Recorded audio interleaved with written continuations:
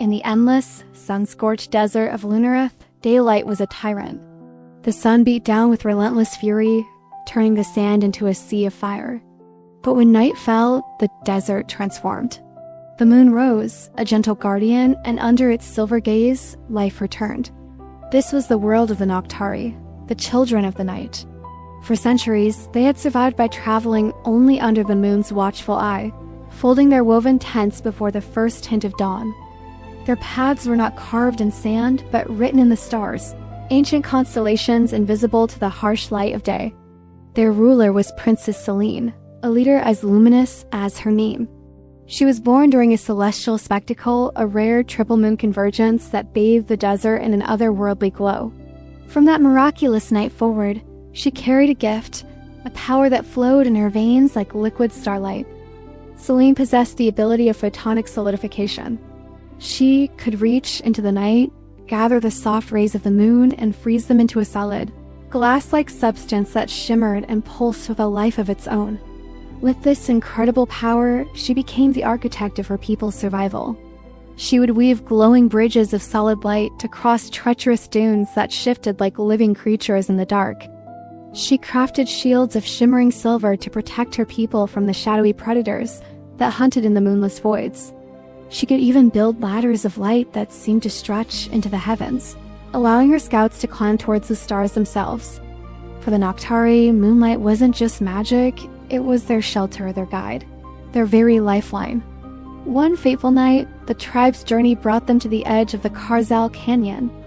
It was a place spoken of only in hushed whispers and ancient myths, a vast gaping chasm that split the desert in two. Legends said it had been uncrossable since the dawn of time, a wound in the earth that no living soul could heal. As the Noctari stood at its precipice, a new terror rose on the horizon. A monstrous sandstorm, a colossal wall of churning dust and grit, was racing towards them. Its towering walls glowed with a sickening, faint red light, the crackle of static fire echoing across the dunes. There was no turning back. The storm would swallow them whole. Panic began to ripple through the tribe, but Selene stood firm. Her face, illuminated by the moon, was a mask of calm resolve. She raised her hands to the sky, her fingers tracing invisible patterns in the air.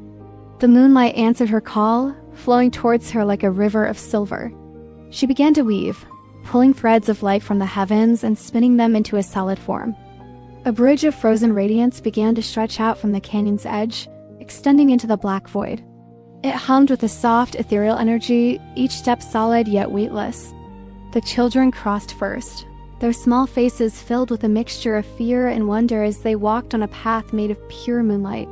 Then came the elders, their weary steps supported by the glowing structure. Caravans carrying precious water and the tribe's collected memories followed.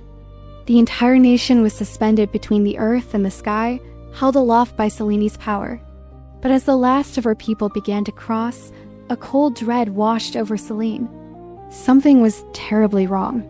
The moonlight in her hands began to flicker, the steady flow of power faltering. She looked at the magnificent bridge and her heart stopped. Hairline cracks like black spiderwebs were racing through the glowing structure. The bridge groaned, a sound of breaking glass and fading light. Above, the moon itself seemed to dim, as if a great unseen hand was slowly drawing a veil across its face. The ancient balance of her world, the sacred connection between her and the moon, was breaking. Whispers of forgotten legends, stories told by her grandmother around a low fire, echoed in her mind.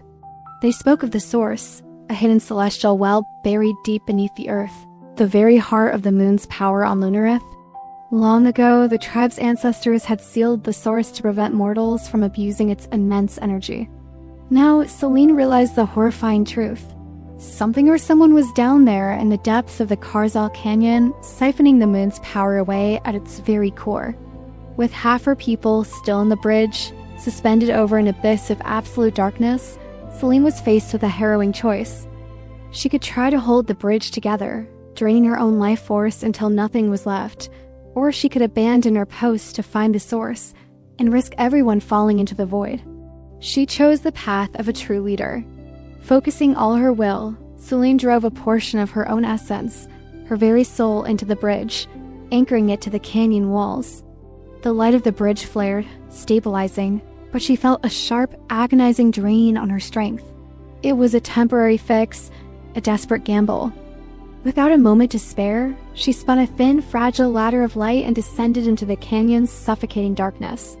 The storm howled above, a symphony of destruction, and with every gust of wind, she felt the bridge above her tremble. She was in a race against time, a race against the storm, a race against the fading light.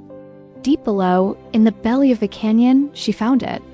A vast, cavernous chamber, and at its center a colossal, fractured lunar crystal pulsed with a weak, sickly light. This was the source, but it was being consumed. An ancient, complex machine, a relic of a forgotten civilization, was clamped around the crystal like a parasite. Wires and gears whirred as they greedily drank the moonlight, funneling it into dark storage units. This civilization, lost to time, had believed that light was not a gift to be shared, but a resource to be owned, controlled, and hoarded. Selene knew she couldn't fight the machine with force. It was too powerful, and her own strength was fading fast.